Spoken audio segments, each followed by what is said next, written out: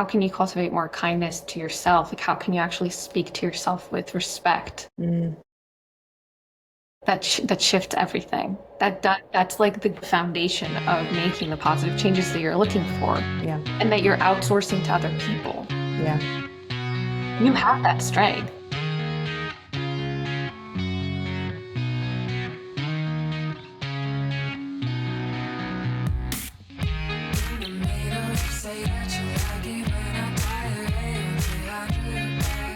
But what's so funny is that even as you're saying this, I find myself thinking, yeah, but clearly Nataly knows the rule.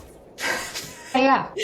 And if we can just get to that rule, then I will unlock my ability to stay at this imaginary place that I have identified as like the place. And like the last time I lost weight, it was the most because I didn't stop eating Queen Amans. I ate more than I've ever eaten in my life. And it Like uninterrupted, like no rules needed. Just you allowed yourself to be free with food. well, so I allowed myself to eat things that were within this bigger picture of like this is like healthy nutritional food. This is how much my body needs in order to hit this goal that I have set. And like if I have more Queen Amand, I'm not going to work it off. If I go over, like I think my goal at one point was like between like 13 and 1500 calories in a day. And like sometimes it would be like 14, sometimes it would be like 16, like back to that, like the range. Like I have it, I started to both experience that this body is a changing and fluctuating thing that varies by day and by what I put in it. I and that I can change its shape by making small modifications, but those small modifications don't have to be restrictive, and it doesn't have to be punitive Yes. or unkind, Yes. right? And which was like this really groundbreaking Oof. Even thing. as you're saying that, like I know all of this and I say this all the time, and it feels so good to know like you don't have to be a slave. You Like you can actually have your cake and eat it too. totally. And I did. Like Queen Amand this morning. Delicious. It was so good. I even had a little bit of challah. I got this French butter with sea salt in it. And now I'm like, what can I put this butter on? A spoon? A spoon is the answer. I could put it on a spoon and put it in my body. But I bought the challah specifically because I don't want to keep eating it on Dave's bread, right? Like, Yeah, it needs the pairing, like it needs it. Yeah. And like, respect for the butter. out of respect for this butter, Yeah, 100%. right? And so, like, there is a past iteration of me that would have held so tightly to this, like, this rule, this is it. It is restriction. It is violence. That is how we achieve this, is Yes, by just beating ourselves. correct. The no pain, no gain Yeah. kind of idea. Like there is no other way but to suffer. Yeah, totally. Totally. I'm curious about how you might use the awareness of those like family of origin lessons, because they're all just lessons, like, and just to like put it out there, like I have forgiven my, like, she did the best that she could. It wasn't necessarily the best, Sure. but it was the best that she could do. And I have no, like, I have let go of this idea that like it should have been different, because it was exactly what it was. Yeah. And it led you here. And I love where I'm at right now, Yeah. right? Like that was one of her early trappings, was like, I'm so sorry I've ruined your life. I've been a terrible mother. And I'm like, I The way you used to start say there. like, no, I have a great life. You didn't ruin my life. You were a wonderful mother. And when our relationship started to change, I started saying, I have a great life, and you didn't always do a great job. Exactly. And despite that, I'm doing pretty good. Yeah. I'm doing pretty good. But I'm curious about how you might use that information and help someone in that process start to shift. Like, what small steps can I take Sure. knowing these patterns moving forward? It's a great question. I mean, I think exercising the idea, no pun intended with the exercise, but like the idea of yes and, I know that's like super cliche and annoying and everyone says it now, but like it wasn't perfect. It's not maybe the body that Mm, and I am going to practice respecting it, nourishing it, not treating it like a slave. It's hard to say because I don't also want to invalidate people that want to lose weight. I'm not going to be like, no, you shouldn't. yeah, That's not important. yeah, Like it's important to them. yeah, So it's totally, important to me. Totally. It's like, okay, I hear you. I hear that you want to lose weight. Yeah. And I understand it's important to you. And I can understand that 100%. Like, I really want, I validate it. And can it also be just one part of your pursuit for overall well-being? Or is it the only thing? Yeah. Like, can it be just a part of like gauging how well you feel? Mm. Like, let's track weight if you'd like, sure. Mm-hmm. I don't really love doing that with clients, but if it's really important to them, we will do it. But can we also look at like how you're sleeping? Are you like hanging out with people? Do you have a life outside of work? How are you speaking to yourself? What's your digestion like? Yeah. Like, do you find enjoyment in food? Is it scary for you? Do you feel unsteady or uneasy if there's food being served, right? Do you feel like a bad person if you ate that? Like, these are also measures of the way that, I don't know, you just, obviously the person has to agree and subscribe to these objectives. I'm not going to like give you what you should be working on. Mm-hmm. But like, I guess we have to align too, is like, do you think that that's also important? Is that important to you? And can weight be like a part, but not the only thing that we focus on? Yeah. I appreciate that framing. I found that, and I find that, I mean, so with the example of a scale, right? Like back to this like idea of tracking, like scales are really tricky places. Tricky things, They're yeah. really tricky. I found that using a smart scale with all of that extra information has actually been really helpful for me because it becomes part of this bigger thing where I'm like, ah, yes, like this is this kind of fat and this is this kind of fat and like this is my bone density and like look at all of these different numbers that make up this body.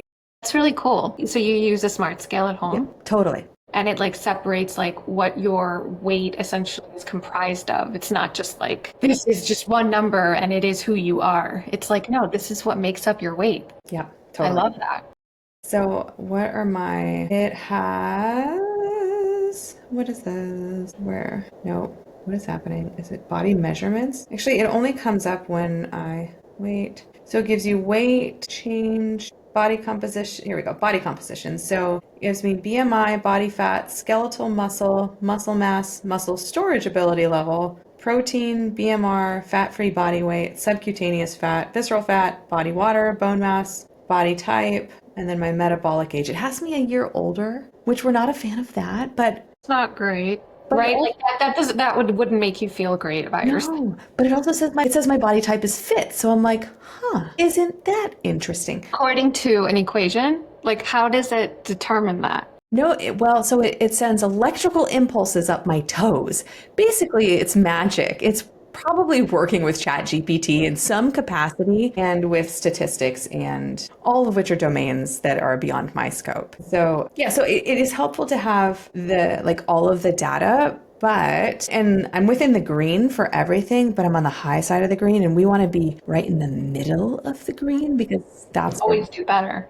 we can always do better, but we don't Yeah. want to be on the low end of the green because that's danger, right? Like we want it. That's the 85-pound That's situation. 85 pounds, exactly. We want to be Goldilocks. How often do you use that scale? Every day I get on it. It's actually like, yeah, it's actually part of my own like exposure therapy because I used to get on once in a while and just be like blown out of the water by the number and I would have no recollection of what the number was the last time. But now I have years and years of the number and it's actually just been the same. Like it's been a little bit more volatile because I've been pregnant, within the past 10 years, but like it's been within for the past year and a half now, it's been within 4 pounds. Interesting. Could it be that like that's your new weight? I don't even know what that means. What does that mean, my new weight? Your set point. Like your body is not the body that you had before 2 kids. It's just a different body.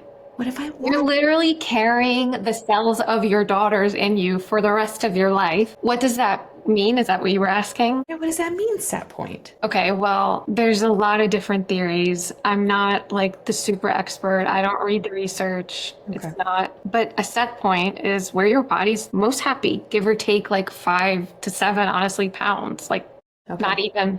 Yeah. And sometimes it increases. Interesting. Sometimes it will increase. Like, I just want to ask you this one question, if it's okay. Please. Yeah. Like, what if this is just your new weight and there's like nothing in the world that will change it? No matter how much you exercise, no matter how little you eat or how much you eat, like, what if this is now the weight? And Like, what does that mean about you? well, I probably am not going to track anymore. Like in terms of my behavior, I think that's what changes. Mhm. But in terms of my experience of myself, I think it makes me more likely, like if this is just the weight that I'm at, that's like, okay, it makes me more likely to focus on strength training because like the things that I have in my mind that don't exist as much at 130 as do at 140 is that I just have a little bit less belly fat. Like it's just a little bit trimmer. Sure. Maybe that's just strength training and Pilates. I don't know. And maybe it's at this weight. Like it's yeah, what an interesting question. What if this is just what my body weighs? I think we sometimes think we have a lot of control over our weight, and to an extent, we absolutely do, right? Like, if you're not going to eat, you're probably going to start losing weight. If you're going to compulsively and excessively exercise, yes, you're probably going to lose weight, which also sets you up to lose the weight and then regain it back plus some more, right? Like, there is that research I'm pretty familiar with because of my intuitive eating certification of like, if you are going to go into deprivation mode and like actually eat below your caloric needs, you will lose the weight. It's just math. It's and credits, but like your body is in starvation mode. It doesn't know that it wants to fit into that really beautiful dress that you fit into 3 years ago. It just thinks like we don't have enough food in our surrounding, and this is a dangerous thing. And so when you start to inevitably just continue to eat and then sometimes give in and sometimes, you will regain the weight and your body chooses, okay, to kind of offset the chances of us going back to starvation mode, let's just tack on a few more pounds. And I think Interesting. this actually makes people be like, whoa, like I did this to myself almost, which I don't want either. I don't want them to feel like, oh shit, like I just fucked up and this No. is all my fault and I increased my body set point because I dieted 15 million times in my life, but there is something to that. Sure. Yeah. Yeah. I'm not thinking like, oh God, I did this to myself. I'm thinking more along the lines of like, yeah, if this is just the way that body is, like I am fine with that. Like I don't, Do you feel okay? Do you, like, and this is where we go into like your body image. yeah. How much of it is linked to your self-worth? Yeah. Can it be lessened maybe? Like, are you even like wanting to entertain that idea of like it not being the sole dictator of like, My good enoughness. yeah, Yeah. like you want to explore what that would even look like? And again, the answer is okay if it's no. Like, Yeah. it's absolutely okay. Yeah. Like the pursuit, the energy, the 9 pounds, Yeah. Yeah. like what can you do at that time if you absolutely knew, like anywhere you went, there was 100% certainty, there was nothing you could do. It would just stay that way. I get so emotional because I think about it. I'm like, I am inputting my food instead of like sitting at the table and like hanging with my girls. And like, I would just hang out with them. It would be, like, oh, that's what I would do. That's a lot of really amazing information. We can take that. And we don't have to go like drastic and just not ever weigh ourselves or like commit to, trying to lose weight or like completely give or like completely like words are escaping. It's okay to still care. It's okay to still care about your physique and your look and clothes that you want to fit into. But like, how much effort are you putting into that shit? Yeah. Probably more than is actually valuable to me. Yeah. And then it also creates this sense of like, I'm failing if nothing changes. Yeah. So it's another way of creating a slave-like behavior to this thing. So like body acceptance would be probably part of our work here. Yeah. Like not negating your desires and like maybe getting to a point where it maybe isn't as important or it doesn't drive a lot of your behaviors, Yeah. you know? Yeah. But again, I also don't want to say like this isn't important to me, so it shouldn't be important to you. Yeah. Like this is important to you. But is it? You get to decide that as we work together. Yeah. I mean, I don't get emotional talking about losing 9 pounds. I know. I definitely get emotional talking about missing, like, I don't know, Sadie pushing her chair way too close to Elsie and then Elsie like freaking out because she's popping her bubble. Like, I miss that. Like I can hear it, like the chatter, and I'm like, "Ah, where is that button? You know, like I'm just, Because this is your life. Like, how much you have just as much time in the day as anyone else? Like, how much of it are you committing to this pursuit that may not even be pursuitable? yeah, yeah. I think probably more than more than I want, more Okay. than I want. I think if I were to let go, like I still weigh myself every day. That's not a big deal. Like, that's not for me about like weight loss. Sure. That's about like You said it yourself. It's more like of a meditative thing for you. totally. Like I get to see that like this is a complex system with lots of data points and like it's not just a single number. And I also get to see that like that number stays pretty consistent and it fluctuates and someday it goes up, someday it goes down, but like Yeah. I get to see that. But in terms of like the tracking and the like I'm not weighing my food or doing anything like that, but yeah, And like if you were like theoretically like in session, I would be like, can I give you my 2 cents? Is it even allowed yeah, here? yeah, yeah, Like, I don't know if that's helpful either. How helpful is it? And I would want to understand what it does for you. What are the good things it gives you? yeah, yeah. Is this just another way to like Control. control and have this perfectionistic tendency just pop into your life? And Yeah. again, you become like a rule follower to these like arbitrary rules that you've created. I think so. With that first weight loss experiment, I was like weighing food, but I also didn't have a sense of what a serving size was before doing any of that. Yes, that's And so, real. That's a yes, real thing. it was a real problem. And like that was a really helpful thing. And then the program was also really helpful in that like at some point like it transitioned to like using like the size of my fist or like the size of my like these like visual cues to help me. And so that has been really helpful for me and something that I've carried forward, not perfectly. Like I will overeat if I'm not paying attention or if I'm with like a bunch of friends or if it's like really decadent, I'll probably like I have some impulse control stuff, but not like I don't binge. Like it's never to that point. But again, back to that fluctuation, like that 4 pound fluctuation. That is something we do in session though. Like with, sometimes I really do, I screen before I ask clients to do this. Because yes, there can be a tendency to obsess and to like be perfect with it. But can you just send me a picture of what like lunch looks like for you? Mm-hmm.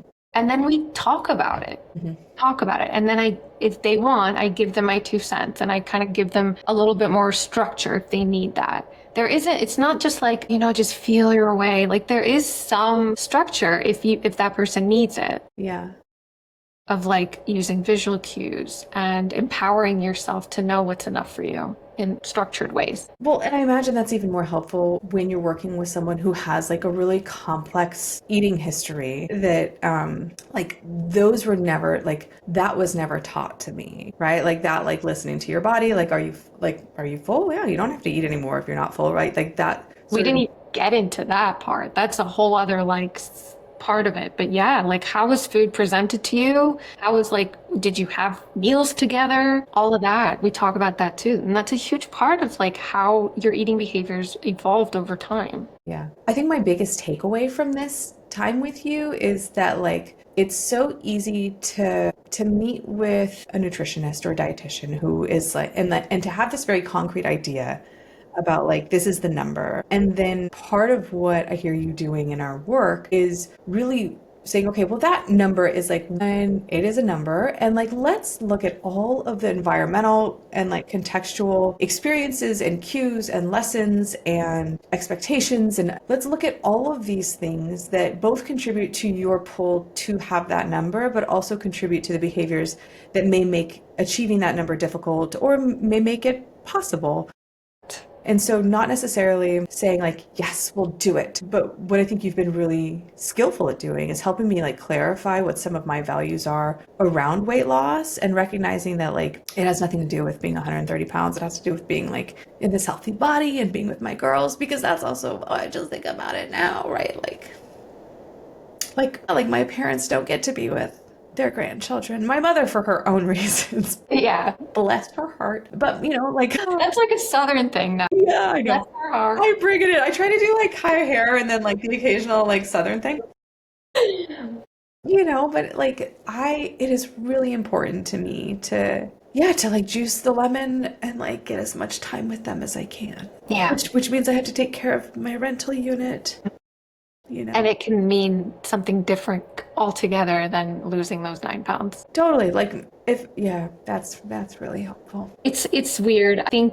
I don't think people expect work with me to be this deep, or maybe they do. I try to kind of like explain that in my website. Maybe I don't do a very good job, but I do try, and I do think that the people that are pulled to working with me want to sit down and actually understand and not just be given like a meal plan. Yeah. And I can tell you exactly, I can tell you exactly how that goes. I give them a meal plan and they don't follow it because their life is still the same. Their ideologies are still the same. Their biases are still like they're not aware of their behaviors as it just doesn't work. Yeah. Okay. Like I've done it. Yeah. And it's also really not fulfilling work for either person. Yeah.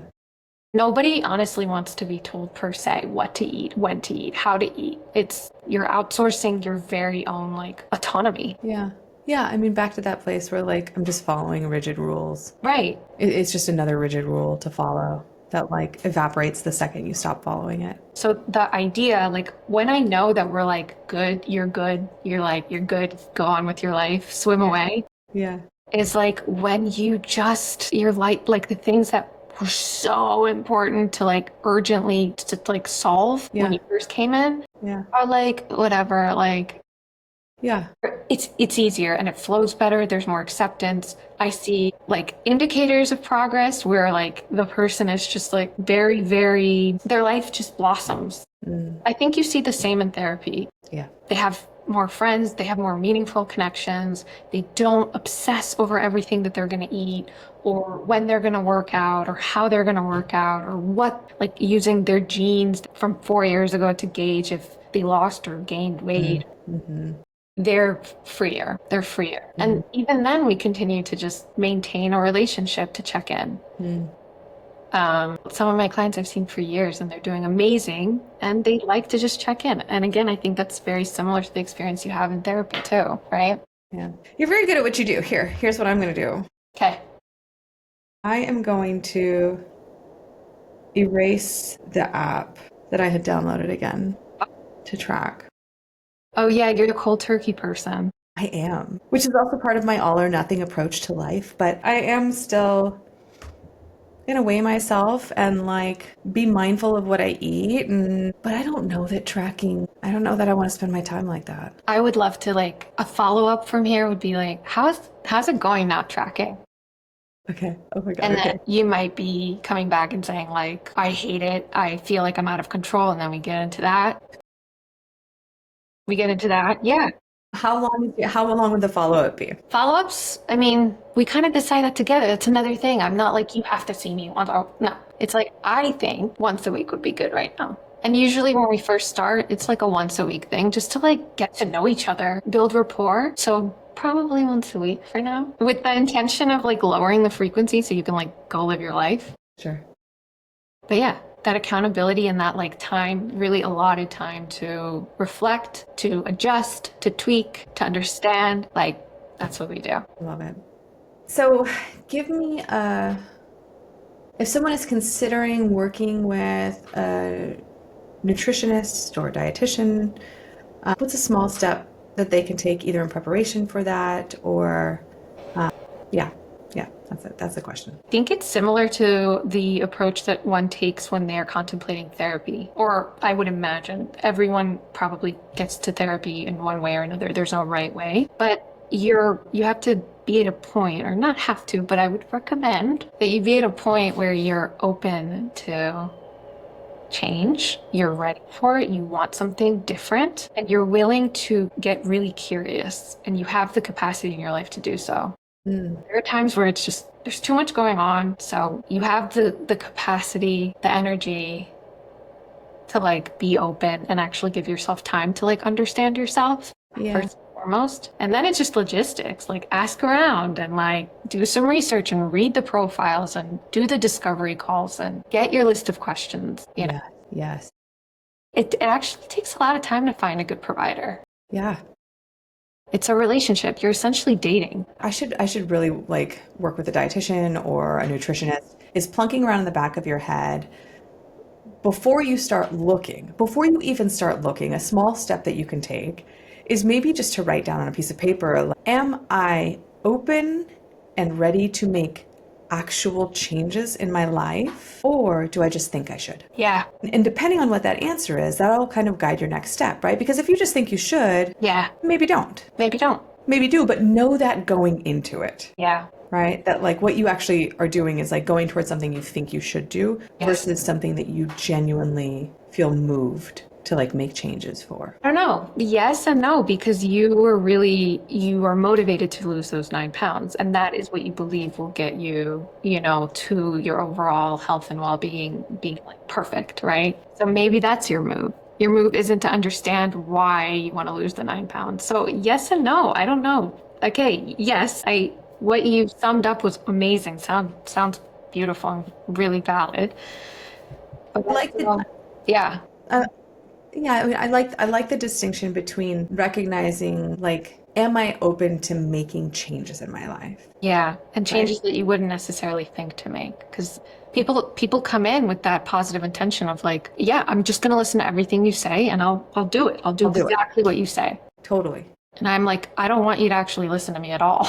Totally. But that's also part of being open, right? Like, it's just like, if I'm open to that, yeah, okay, we can make that change too. Like, I'm open to that change. I'm open to the change do I need to track? Like, do I need to change? Do I need to like clarify my values and see like what this is actually about? Or do I just feel guilty and hate my body? And like, if I feel guilty and hate my body, then like, yeah, it's probably still helpful to talk to somebody about that. But if you're not open, right? If you just want to talk to like, I hate my body so much, there's a closedness involved in that.